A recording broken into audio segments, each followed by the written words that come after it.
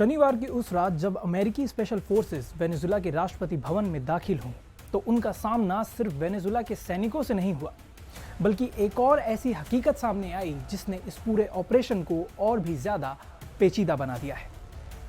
सवाल यह है कि जब अमेरिकी सेना राष्ट्रपति निकोलस मादुरो और उनकी पत्नी सीलिया फ्लोरेस को अपने कब्जे में लेने के लिए आगे बढ़ रही थी, तो वहां कौन था जो अपनी जान पर खेलकर मादुरो की ढाल बना हुआ था?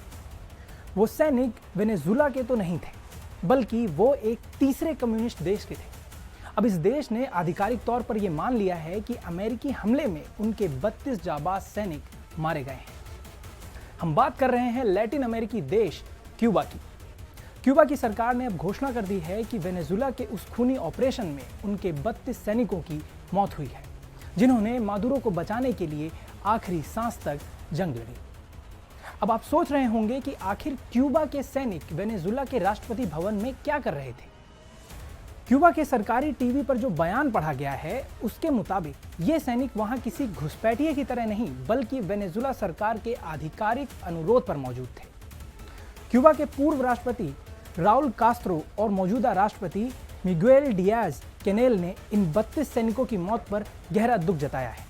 क्यूबा में 2 दिनों के राजकीय शोक का भी ऐलान कर दिया गया है, लेकिन असल कहानी इससे कहीं ज्यादा गहरी है। क्यूबा और वेनेजुला के बीच सालों पुराना कम्युनिस्ट भाईचारा है।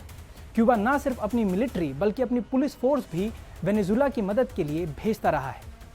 असल में मादुरो को अपनी सेना से ज्यादा क्यूबा के इन लड़ाकों पर भरोसा था, और यही वजह थी कि उनकी सुरक्षा का सबसे अंदरूनी घेरा क्यूबा के इन सैनिकों के हाथ में था।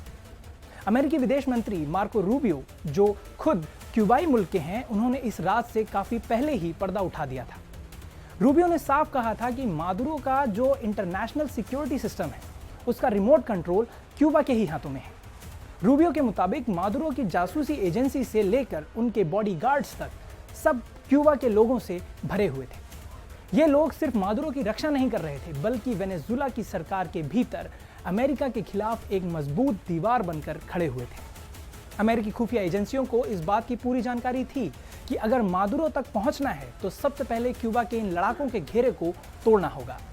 शनिवार की रात यही हुआ। अमेरिकी सेना की आधुनिक ताकत के सामने क्यूबा के ये 32 सैनिक नहीं टिक सके, लेकिन उन्होंने मादुरो को बचाने की हर मुमकिन कोशिश की। इसी पूरी घटना पर खुद अमेरिकी राष्ट्रपति डोनाल्ड ट्रंप ने मुहर लगा दी है। फ्लोरिडा से वॉशिंगटन की उड़ान भरते समय एयरफोर्स 1 के भीतर ट्रंप ने पत्रकारों से जो कहा वो उनकी जीत का अहंकार भी दिखाता है और एक कड़ा संदेश भी। ट्रंप ने गर्व से कहा, कल बहुत सारे क्यूबाई मारे गए, दूसरी तरफ बहुत सारी मौतें हुई हैं, लेकिन सबसे बड़ी बात ये कि हमारी तरफ से कोई भी जान नहीं गई है। ट्रंप का यह बयान साफ करता है कि सिर्फ मादुरो को पकड़ने का मिशन ही नहीं था, बल्कि उन तमाम ताकतों को कुचलने का भी संदेश था जो वेनेजुला में अमेरिका के खिलाफ खड़ी थी। क्यूबा के लिए ये एक बहुत बड़ा झटका है, क्योंकि उसने न सिर्फ अपने 32 सैनिक खोए हैं, बल्कि लैटिन अमेरिका में अपना सबसे मजबूत साथी भी अब खो दिया है।